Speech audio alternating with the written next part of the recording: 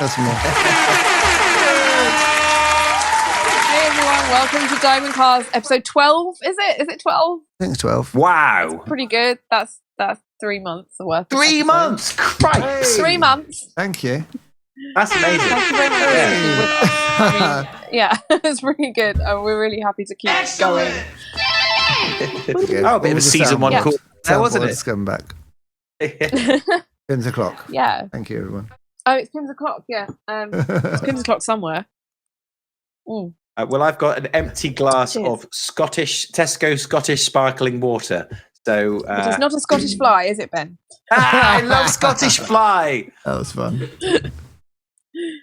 How's everyone doing? Yeah, well, I'm certainly feeling back-wise. I'm feeling much better than I was last week. How's your foot, more importantly? I went out for a walk today. The first time I've worn non-Croc shoes for 2 weeks, and I feel myself again. I fed up with those fucking clown shoes, man. I need a bloody red nose next time I go out in those Crocs. Yeah, but they're not long, are they? They're not long. No, shoes. but they're wide, right? Yeah, it's like bottom. It's like wearing flippers, diving. It's like flippers, yeah, it's like flippers. But yeah, I went for a walk today, and it's good. Good. So, did they give you a time frame on like when you're going to be fully back to your usual self? I was trying to finish that sentence. No, what, you mean emotionally? Go tap dancing again. Yeah, exactly. Your usual kind of back flipping, tap dancing, tightrope walking self. Yeah, no. Well, that is quite clowny. Isn't it? So I don't know, but I'm all good. It's getting better. Good. We've got to do some what's it, rehabilitation so that you can move it again. Yeah, it's a bit droopy. That's cool. Adam's foot's in rehab. It's true. It's like physiotherapy for like the toes. Oh. Okay, cool. Yeah, we're all Ben, good. how's your back? Yeah, better. So you know when you're getting better with the physical aim on, or any sort of mental element, when you're not really thinking about it much anymore, and just only go, oh yeah, I had that. So yeah, definitely doing better with that. So did some working out today for the first time. Yeah, so it's good to be back. Yeah, like totes. Yeah, like totes. I like Did you do completely. Yeah. I don't know why I've got a bit kind of posh rugger with that character. I'm not really sure. Yeah, I like this character. I think he should visit every week. What, this character? Yeah. I totally spoke protein bet about it. Yeah, but I don't know why he's like this though, because it's not really right. It's a bit Tim Nice, but Tim, isn't it? I quite like him. I quite like this voice. I think I think we should make it a thing. Yeah, I asked Daddy about it, and he said that I shouldn't really bother, so I just didn't. Oh, that's a different character. Yeah, he was like, "Don't worry, you've got a trust fund for later." So exactly, so it's out, but I did it anyway because fuck it. Yeah, it's totes. Anyway, moving on. But you feel better anyway. Anyway, yes. Glad you feel better. Nothing can ever just be a simple question and answer, can it? No, that's never. Not good content, mate. Exactly. I'm content. Adam, what are you wearing? I'm wearing a sick, is it starry coat? That's pretty cool. A t-shirt with the master on from Doctor Who. Is it the a best t-shirt master, Anthony vest? Ainley? He's my favourite. Is it a t-shirt or a vest? Oh, it's actually it is a vest. Da-da-da.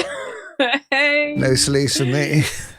No sleeves Ben, for you. I think Adam has come over to the vest side. The dark side. I like it. Best side is the best. Yeah. Oh, like West Side, Best Side. Yes. Yeah, yes. like Best Side Story. Don't know what we're talking That's about. basically what my autobiography should be called. I think so, definitely. Very good. Right. Okay, let's have some content. What are we talking about today? I don't know. Tell us, host. I thought Adam had some things to show and tell from last week that we ended up not doing, and you wanted to talk about something you wore in a video or some clothes or something that you had. Well, yeah, but you forgot to remind me before we started filming. I haven't got anything. Yeah, you should have reminded him. Why didn't you? I sent you a list. You asked me for a... Okay. Were we going to talk about ponchos? No? I did actually see the list. You did make the list. I did see the list. But... Thanks, Ben. I made the list. Don't worry, I'm going to cut out anything. I'm going to cut out all these bits where I look incompetent. Don't cut this out. This is great. There'll be any fucking cast left, mate. This absolves me of being wrong. Adam couldn't make it this. No, I was going to do a show and tell, but I forgot. Earlier this week, we on the Instagram, I believe, asked people what their favourite music videos were, and somebody very kindly said "Through the Misery," which was really sweet. And so what we've done is we've gone through everybody's suggestions of music videos for us to watch and to comment on and to play and critique. And so we're going to have a little music video watch party later. And oh boy, have I done my homework. Oh, Ben's done his homework. Ben has produced 3 spreadsheets. No. I've been a right keener on this one, I tell you that. You massive keener. Yeah, I'm a right keener, mate. So, yeah, I'm really looking forward to seeing what you put together. We're getting a bit of a terminology for the Diamondback cast. Our own terminology. We're going to start calling. You're going to bring Keener back. You're going to have a subreddit after a while. r/Keener. And also we were thinking of maybe, I was going to ask Ben and Adam what their favourite music videos were. Okay, cool. We can do that. So, yeah. Everything's for the taking. Let's go.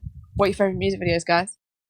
The first one that came to mind, even though many that I like, was Def Leppard's Me and My Wine. Now, the reason why I like this is because it was one that I watched as a kid. But even when I was a kid, it really stood out because what they'd done is they'd gone purposely really low budget with it. And it's them just like hanging out in a house. Sorry.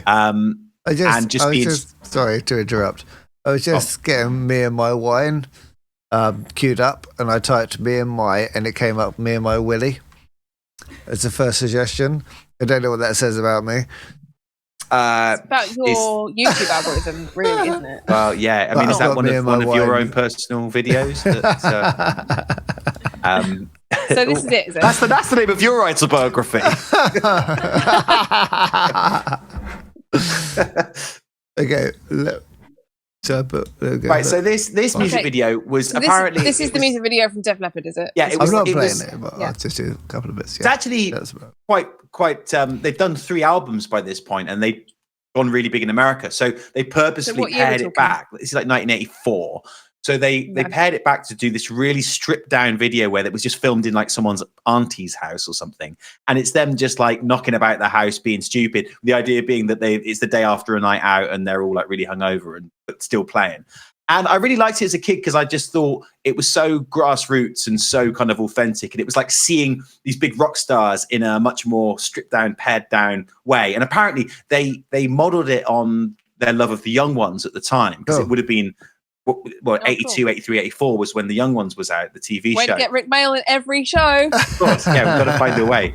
And so that was sort of their aesthetic, was just like the idea of like just knocking around the house, a really kind of like untidy, fucked up house. It looks like a couple of after parties I've been to. Yeah, and and because it appeared to be like so simple to make. When we were kids, we were like, well, we could make that too. Our mate Ben's got, not me, has got a camcorder, so let's try and make it ourselves. Because if you watch something like that as a kid, all you see is some people in a house being filmed. You're like, hey, we could do that, not recognizing the fact that it's cutting between different angles and the fact that there's still like the editing and the production value and the lighting and. You think, we could do it. Someone has a camcorder, and you're like, unless you try and do it with like one of these one take things, and then you don't have to do that. That's the secret. This is exactly what we tried to do. So what we tried to do was we made our own version of this song, but we did it a bit like Weird Al Yankovic. So we changed all the words, so it wasn't. It was the same music, but the words were written about the TV show Rainbow, which is the kids' TV show that we referenced before. Which, because even then we had like an idea of the kind of comic juxtaposition of a really hard rock song, but it being about this kids' TV show. So we recorded long after the song came out, isn't it? We're not talking about it's way long after years. You're older and able to work a camcorder and stuff, but you also have an affinity for Rainbow, the childhood show. Exactly. So we watched it when we were kids, but by the time we make the video, we're 12. So our mate's got a camcorder, and the idea is we're going to shoot our version with this new song we've done, which is a cover, but with different lyrics. Wait, is the cover the same as Me and My Wine is the song? Or it's the music. Okay, so but then we've replaced the words. Okay, got it. Gotcha. Like Weird Al Yankovic would. Yeah. And done the same video concept, but it's just about Rainbow. Yeah. Okay, yeah. Nice. You've summed it up much better than I could. Try to cut that down. So we had this grand design to do this thing. So we recorded the song, first of all. And the way that we did it was incredibly primitive. We just had a tape recorder. I was playing my guitar in the room onto the tape recorder. My brother was singing using a tambourine as a drum. And then once we'd recorded it, the idea was that we would then go and do the music video. But then we started to run into the reality of what actually happens when you try and make a music video. Tell me about it, man. Is you have to actually have playback. You have to be able to hear the song so you can mime to the song while you're recording the song. But then how do you get the actual audio onto the song afterwards consistently? Even if you're moving all around the house, how does the music sound the same level the whole time? So we tried all this different stuff from like playing it on a hi-fi downstairs and upstairs on two different tapes, trying to coordinate the pressing play on them at the same time.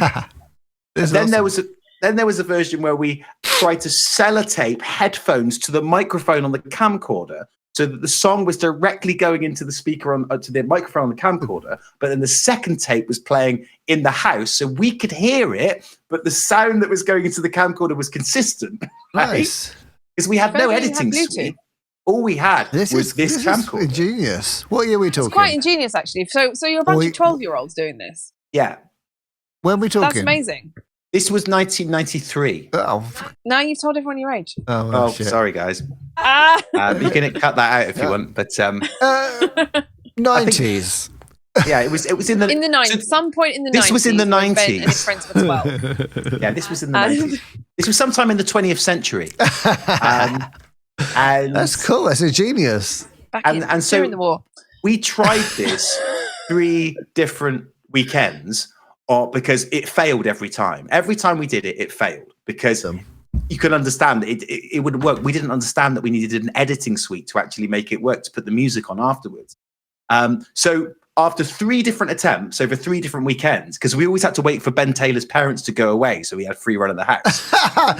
It's normally I'm like when the parents are away, some crazy pie. It's like, no, we're going to film a Def Leppard music video about Rainbow. So you couldn't tell Ben Taylor's parents that you were making a music video?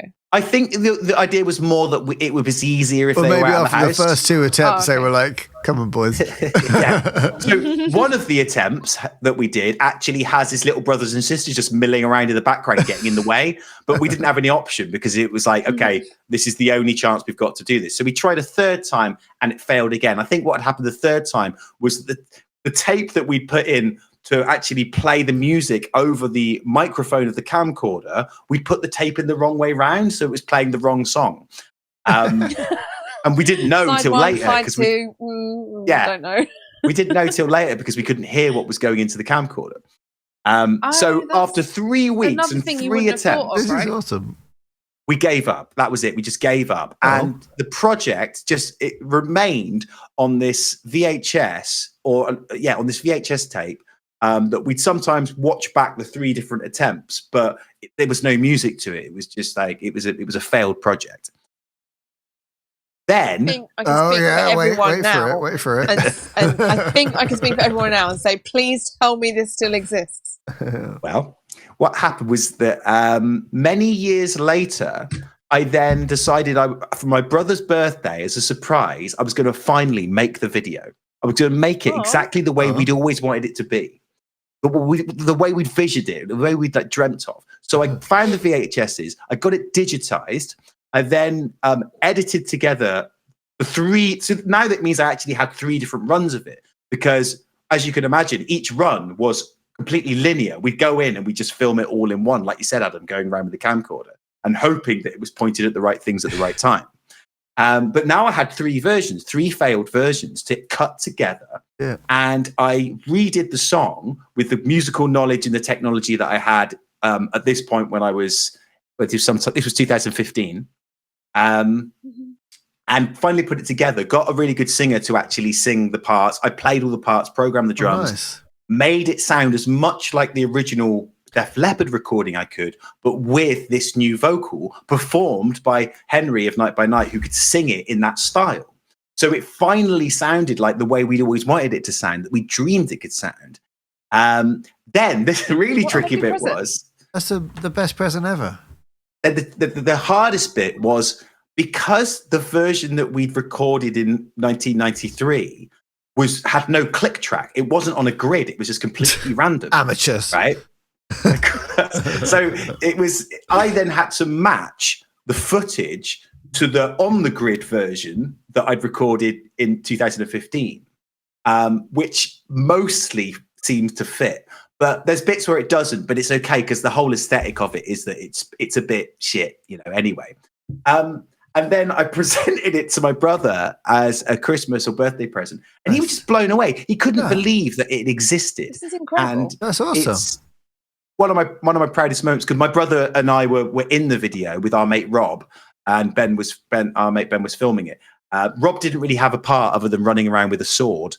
And my brother was singing it, and he was like, right, let's make, even at that age, he understood about parody. He was like, let's make this as stupid as possible. I'm gonna wear like a ridiculous woolen tank top and my biggest stupidest glasses, and like he had our school tie wrapped around his head like a kind of Mark Knopfler Dire Straits head. Nice. And so finally he got to see it come to fruition. That's a lovely story. What a lovely brother. Lovely story, a lovely present. One of those. So, does this exist on the internet? No, I never put it online because there's so much explanation that has to go into what it actually is to anyone to understand what it is that I've just never found the right way of framing how to put it online without Def Leppard until now. Dun, dun, I reckon Def Leppard should see this. Yeah, I think so. It would be amazing because it's like it's kids who were like fans of theirs in the 90s who like made a video in the 90s, and then like it would exist now. Like these kind of things don't happen ever. Like, well, also I think it's important cool. that we get it out there in soon because the quality of the video. Well, should we play it now? As in, like, can we play it? We can play some of it now. Do you guys want to see it? Yeah! Whoa! How much do you think, like, again... Is it Skeleton Crew? Is that the one? Skeleton Crew. And there's another joke here. Tell us why it's called Skeleton Crew. Because the term Skeleton Crew is a term, isn't it? Like a small amount of people. Yeah. But Skeleton, the puppeteer on Rainbow, was called Roy Skelton. Dude, you're a sad motherfucker. I love it. I'm literally going to... Can we send this to, like, the Rainbow people and to Def Leppard, please? I think, yeah. They have to see this. Yes. So, similar... So the things that we directly took from the Def Leppard video was the opening where the camera goes up to the front door of the house, and it's like you're going up the stairs, and you finally like the camera finds the lead singer, and he's rolling around in the bed, and he's all pissed off, and so we copied that bit. And also, you saw there's the scene where they pull back the shower curtain and the guitarist is there, like playing guitar and the guitar solo as well. So those were the two things that we directly took. The rest of it was just messing around the house in a similar sort of way. Are you actually playing the right guitar solo? No, because if you notice, he purposefully doesn't play it right as well in the video. That's your excuse. Oh. Just because he cocks up in the video. Doesn't matter if I that's a pretty good Easter egg, though, isn't it? To like, because you could have played it correctly, but you didn't want to. Right, should we blast this? I feel we've been teasing people long enough. Let's do it. This is awesome. Oh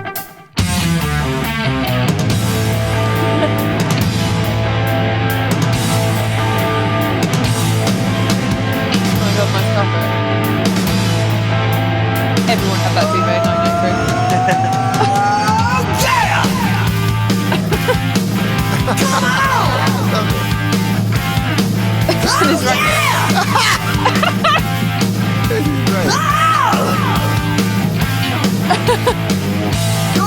Oh, I love that pre-prepared poster. Zippy, Jeffrey, tits the mouse.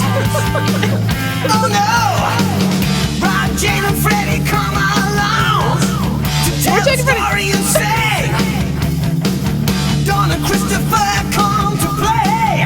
Make all sorts of things. Oh! They all went on a picnic and Jeffrey lost his shoe. Uncle had the yellow cup. Zippy had the blue. Lyrics is great. That's my brother. I love the sweater. Tell him we like the sweater. Yeah, that's like the purposely shit like sweater he decided to wear. And the still tie looks great. I love how you look like you. Around to see them have a nasty fall. Oh, Jeffrey came to help him put a teddy plaster on. Zippy said he wanted one, so Jeffrey gave him a dome. They all went on a picnic, and Jeffrey lost his shoe. Bungle had the yellow cup, and Zippy had the blue. Hooray!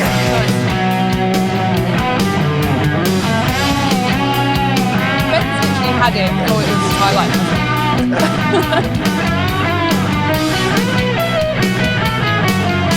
Nice.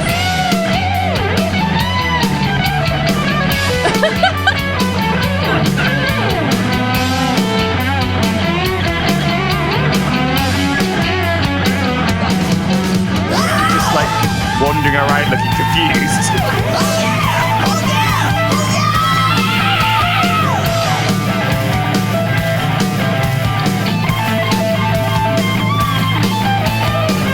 They were going to bed, Jeffrey read them a book. It was about Teach the Mouse, he was learning to cook. Zippy said it was rubbish. George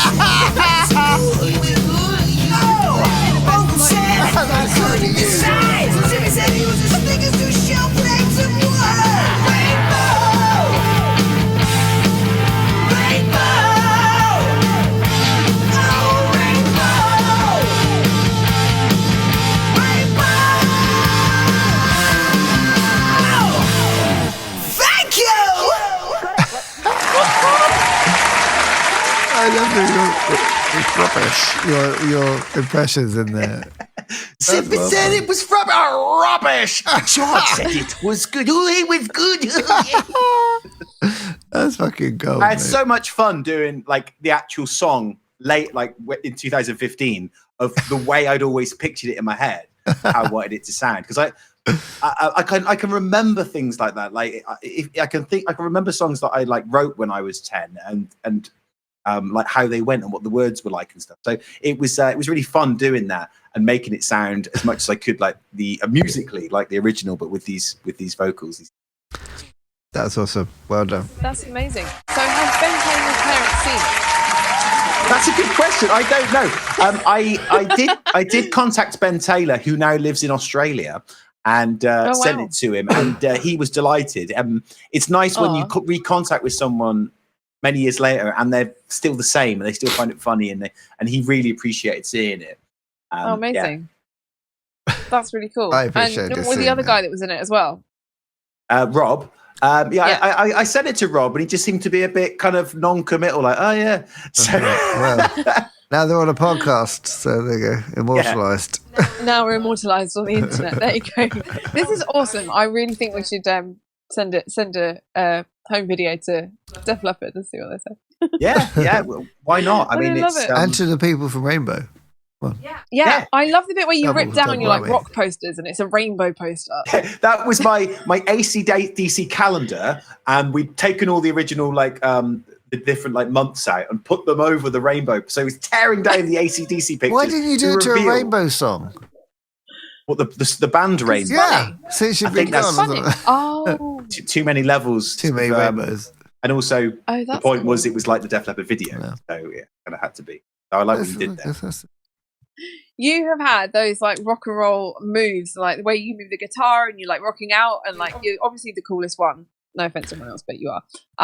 And like you've had that since before you were 12, so it's really good to actually kind of see that and see where like I guess where all that comes from. Yeah, and I guess it does connect back to what we were talking last week in terms of like growing up and your aesthetic, and that was a time where I remember like what I was wearing. I had this black hat.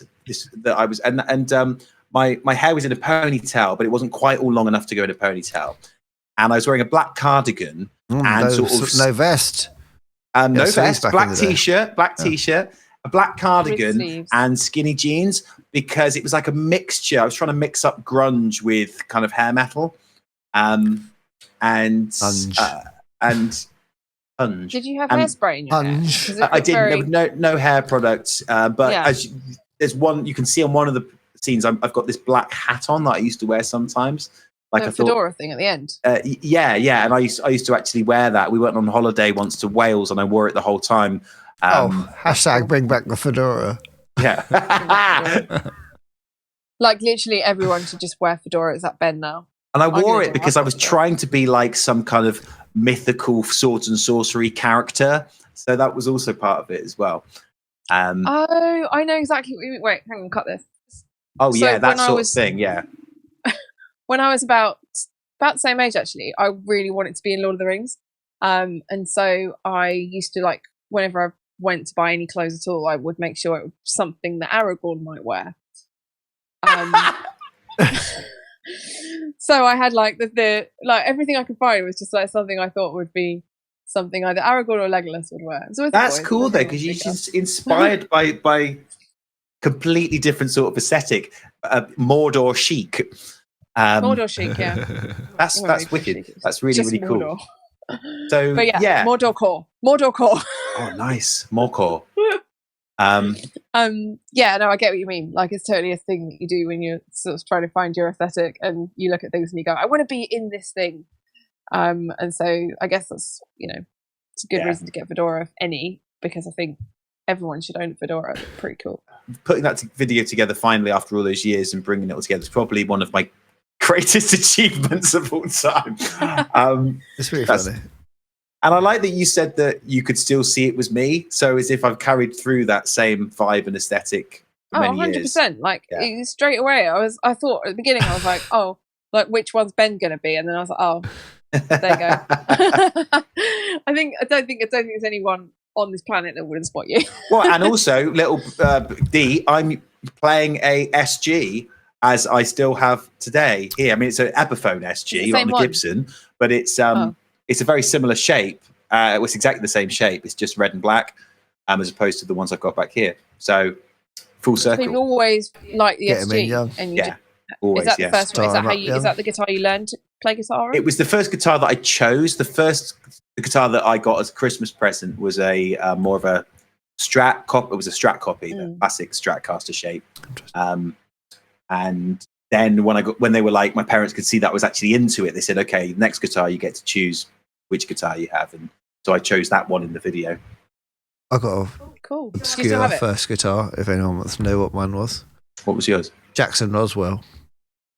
Oswell or Roswell? Yeah, that's Jackson cool. Roswell. Do you still have it? I do have it. Yeah.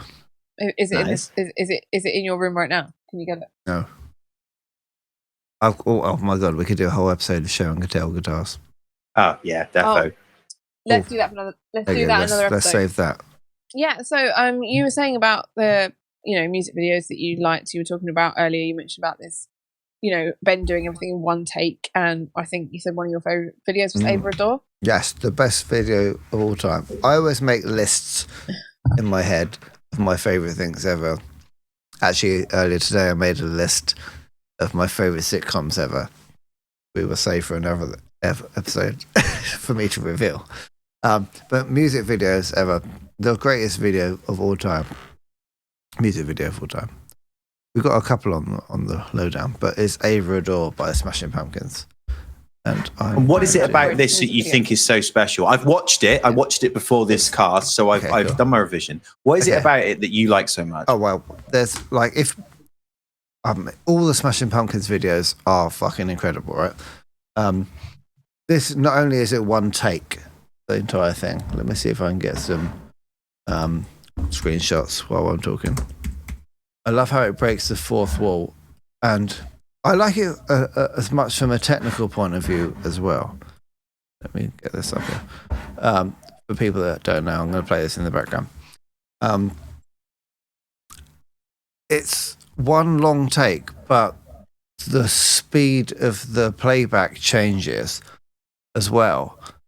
And they act in time with the music. It's really hard to explain. So this bit where he moves, there's a bits where he moves really fast and really slow.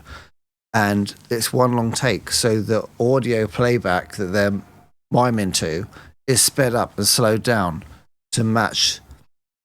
So when it plays back, it's really That's insane. I didn't notice that at all, but you're right. Yeah. He just moved really fast then, whereas the people in the background were in slow motion. Yeah. And so this bit where it's like they're a shot here, he runs behind the camera and comes back round to the other side for the next shot. It's just such an amazing bit of choreography, the entire thing. And that there, like that. Oh, yeah. So now the playback's really fast. And so, really slow. So it makes them look really, they're moving out of time. So in terms of, when you say the playback, you mean the music that he's miming to? Yeah. So the speed of the audio track that's being played in the room that they're in revs up and revs down. And he must have had to have learned what it was going to do beforehand. Yeah, it's really awesome. And they keep running behind the camera between each thing because it's one long bit.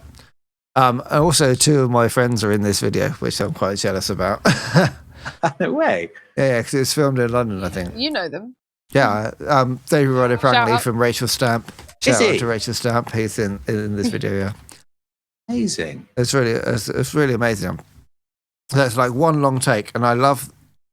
There's certain bits where I don't know if I can find it on here, where it sort of breaks the fourth wall and pans back, so you can see the whole thing like this as one. This is where you see the dolly track, isn't it? Yeah. It's just so cool. Oh, and so in that bit, he's run behind the camera and he's got ready for the next scene. And that's just an amazing feat of, not only is it a beautiful song and beautiful video, but like the technical side of it is just mind blowing. And also, as you say, it's about the choreography and the human ability to do this is really mind blowing. I mean, I haven't even got into like all the symbolism and stuff of what's going on in the background. Oh, get that bit. But like, it's just like mind blowingly incredible. Yeah, because when I watched this earlier, I made some notes and I noticed that thing that it was one shot. I noticed that it shows the making in places. I also noticed that he, for some whatever reasons, he does this whole Nosferatu thing at the start, which I thought was really cool. Really cool. There's no like narrative progression to it. You know, some music videos have like a storyline, but it doesn't need one because it's constantly surprising you with what's going to happen next visually. I'm sure there is a story behind what all the different rooms he walks through are. I'm not sure I know what they are. I don't know what the story is, but it's just, I love it for the technicality. Do you think there's a connection between the song's lyrics and what's actually in the video? They're such an artistically amazing band. I would be surprised if it's random. Yeah, I just thought it might be like, hey, we've got this great song and we've got this great concept. They're not actually related, but they're both really whimsical and they vibe the same, though it may not be a direct.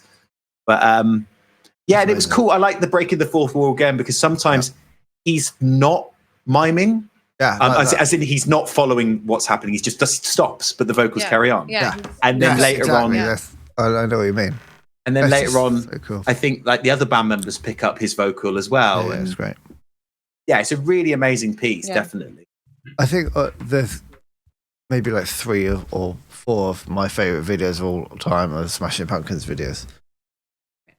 So we wanted to have a look at some videos that were suggestions that were sent in for the greatest video of all time by you lovely people on Instagram. And so first up we have Lullaby by The Cure. Oh, nice. Yeah. Banging tune. This video is terrifying. It is Yeah, It's a banging tune, but the video is terrifying. This is why I don't like going to bed. This is absolutely a complete, really, really well done visual representation of sleep paralysis. Is it not? Do you think that's what this is? What this represents? That's what it feels like to me. That's how this is out of the 4 videos that we watched for our homework. This is the one which resonated with me the best because this reminds like what he's being like dragged down into his bed and it gets the more spider that's horrific trying as to it eat him goes and on. stuff. Yeah, which is kind of like sleep paralysis. It's like that sort of mid 3 a.m. like 3:22 in the morning when you're like half awake and you can't get out of bed. That's the thing. He's stuck in his bed. He's like paralyzed. And I was like, he can't move, right. but he's looking at all these horrific It's shapes alright, and then around he's just him. like, there's some guy drumming outside. There's a couple of Which guys is drumming fair. It's outside. nice, but he's still not There's a moving, spider. and that's a red flag And to he's me because having a you're in bit bed of and a you can't look move. And then there's like, oh shit, there's some cunt in the window. And he's gone to bed with his makeup on, which I do all the time. So it's that's where it starts getting fucked up. This guy in the corner. like the Exorcist character. Yeah. It's a And he's beautiful stuck. video He's and a beautiful tied to song. the thing. If as you well. haven't heard it's it really lovely. at home, go and listen to Lullaby by The Cure. It's a beautiful song. And it's called Lullaby as well, and it's just about something completely terrifying. And all these guys are like, Yeah. what do you think? Sorry, I'm talking too much. No. I think I was going to say, what do you guys think it represents? And I feel that what you've said now about this, some sort of sleep paralysis, is really adequate for it. What was interesting about this was this is the slowest moving video of all the 4 videos that we looked at in terms of there are some really long shots, like where you just stay on the same thing for ages. It's a slow song as well. Yeah, so it fits with it, and you've got this idea. There's at least 3 of him in this video, which suggests to me an idea of this mental fragmentation of self, and just unsettling imagery, long shadows. This is where it gets really horrible. Where he starts getting eaten. It's all him though, isn't it? It's like himself is eating his other self. So is it the mental fragmentation that one mental self projection is consuming the other, and he is kind of just observing all this and he's powerless to do anything about it? Yeah, I think so. And as it goes on, the progression of it is that it becomes more and more unsettling and more fragmented. And then you've got this scene where it appears that he's in the bed with numerous arms that are sort of are him but aren't him, suggesting almost like spider-like. Here, I think it almost a spider-like quality to him, but they're all like pajama arms. So the whole thing is quite clever because it's extremely unsettling, but you could probably still give it like a fairly low certificate, I suppose, because it's the lyrics of the like, song are pretty unsettling in general. It fits quite well. And it's really the lyrics are really poetic, but very visceral and very vivid as well. And I'd love to see a making of this. I want to see how they made this giant spider thing that's just swallowing him. I have like to, one of those art because films, I'm isn't it? into music videos and like production side. I have to think about the technical things. Like, are there some guys just putting him into this giant rug underneath? How do like they achieve this stage shot? hand is just like pulling him I down. don't know about how they achieve the shot. It's throws up a lot of questions, and there's a really cool bit near the start where on the glass, the glass crack is like a spider web. Yeah, really nice kind of prophecy of what's yet to come. It's also extremely on brand with the entire album at the time. In terms of think about the front cover of this Celebration album, uses a lot of these kind of colors and this sort of aesthetic. And I really like it when music videos, which the Freak on a Leash one really does, tie in to the aesthetic suggestion tie into the aesthetic of the actual album artwork or the album cycles art. This does it really. Yeah, and I also like how it gets more spiderwebby the whole time it goes along, and the concept of being trapped in a spider web is the same as being trapped in your bed. And so there's just that extra kind of connection there as well. Yeah, it's really cool. Really, really the cool. other suggestion we had was Freak on a Leash. This is amazing going in. They must have had loads of floodlights on the outside. The effect going in is really cool. Like, whoever thought of she's the key to like stopping. She's probably the reason that all the people were saved from being hit by the bullet. Who knows? Maybe we should do an episode where we deep dive these and just. I kind of half expected to see it go past Donald Trump's ear. That's the modern version. But there are a couple of things I really liked about this video. It's a very simple narrative concept that keeps watching. Where is the bullet going?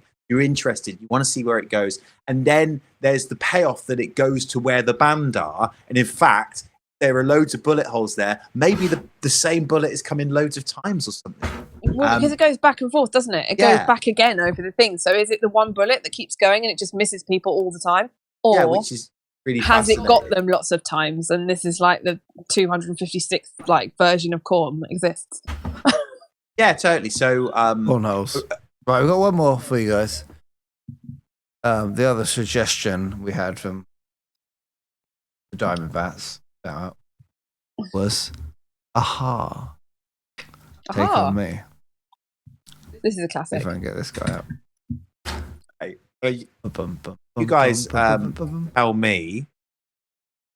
This was again with Freak on a Leash. I think I might be wrong with my facts, but the most expensive video of all time when it came out. Really? Yeah. And someone had to draw it, didn't they? It starts off quite innocuously, you know. Well, I found that the drawings of the people, particularly the actors and the music, so almost like it's a weird combination. They're photorealistic, but they're also weirdly abstract as well. They're really sketchy. It gets better as it goes on as well. So it starts as like static panels, and then there's a little bit of animation comes in, and then it cuts to this girl, and it just progresses and adds more and more as it goes on until there's like a whole plot. Right. Okay. Was some of the stuff like filmed and then they drew over the filming? Yeah. So like these bits at the beginning are panels. Yeah. And then as the story progresses, it becomes rotoscoped, or whatever the word is, where they draw over actual performances to make and stylize it. That's right. So is it some of that, like the musicians moving? Is that actually stuff that's been filmed? Yeah. And then they've sort of drawn over it. Combined. Yeah, it's artistic, and there's like a whole plot, and it's awesome. Yeah, I never knew why these guys are trying to catch him. That's why when I was a kid, I watched this a lot. My parents made me all these videos when I was young, and I was always freaked out by these guys. I don't know why they're trying to chase the protagonist. So the guy's obviously after him for something, and is he trapped in the comic book and he needs to get out, or did they trap him in there by closing the window? Back home, and there's the comic book, and he's singing. And she recognises him from her adventure. Shit, he's been fucking lamped. He's fucked. She has to save him. And she's got a tear in her eye. And then true love brings him back from the page. Well, she can hear him like banging on the thing, right, trying to get out. Fucking great. It's obviously very distressing seeing a man that's half comic book and half real, like thrashing around in your own living room. Well, yeah, happens to me a lot. I think there's a similar vein with all the videos we picked up on. They're all very technically advanced and technically proficient and really groundbreaking. They're all pushing the boundaries of what music videos would do at the time, like Ava Adore, for example, the one take thing and breaking the fourth wall, and the timing changes. This one merging like stop motion and film, a bit like Who Framed Roger Rabbit. And Freak on a Leash was showcasing, CGI capabilities at the time in the real world thing. So I think that's the Diamond Black theme is we like technically proficient. Well, and a lot of these were fan choices. With great stories as well, yeah. A lot of they're all fan bangers. choices. They're real powerful, really visually and emotionally vibrant pieces. Mm. And they're all perfectly matched to the songs. I mean, they're random. Like, if I was thinking of doing a concert for Take On Me, I wouldn't think that. But, like, it sort of perfectly matches the song. It's just like... I love the music video with a story and characters that have, an emotional plot that's open to interpretation. Because we're sitting here and none of us know the answer to any of these plots. We're just kind of going, is it this? Is it that? Leave a comment below if you think the plot of any of these videos. If you actually know, that would be great. We could maybe start a conversation. Also, it begs the question, what do you think the plot of the next Diamond Black video should be? Ooh, suggestions. Actually, we might be filming one soon. There you go. That's nice. I quite like going through music video talk. We should do some more of this. Let's do another music video discussion part 2 next week. Okay. Yeah, I think that would be good. I think we should leave us a comment themes of music with videos, what videos perhaps. we should watch or review or just chat about. And then actually, if you let us know in the comments what we should review, we can actually look into them a bit more. It could be anything. It could be anything. We'll just find something that's no Venga Boys. No Venga Boys. Oh wow, okay. I've seen all the Venga Boys videos. One Venga Boy. Okay, one Venga Boys. One Venga Boy. We can all agree that Ben's music video was the best one, so definitely. Well, with the smallest budget of all time. One camcorder. 0 pence. Ben Taylor's aunt's house. Yeah, and we can talk about The Misery and all our videos in another episode. Okay, cool. Yeah, cool. That'd be fun. And I think we should do a guitar show and tell. Oh yes. Okay, good. So We've got plenty of suggestions. keep watching in future podcasts because we've got some. Don't forget to like and subscribe if you enjoyed that content, and remember that always spark up a debate in the comments because there are always people here who will join in. And we've got a lovely community, and thank you so much for joining us every week in the chat. It's just lovely to have you. It is lovely, isn't it? Thank you so much, everybody, for being so supportive, and it's really encouraging for us to keep coming back every week and having a new discussion of the positivity and the enthusiasm, the feedback and the suggestions, and also those videos. I'd either not ever seen them before or not watched them for a long time. So I really enjoyed watching those back and thinking about them in a more analytical way. So thank you for your. Yeah, let us know. Let us know what you want us to do next week. Thank you very much. Please like and subscribe. See you next week. All right, nice one. Thanks, guys.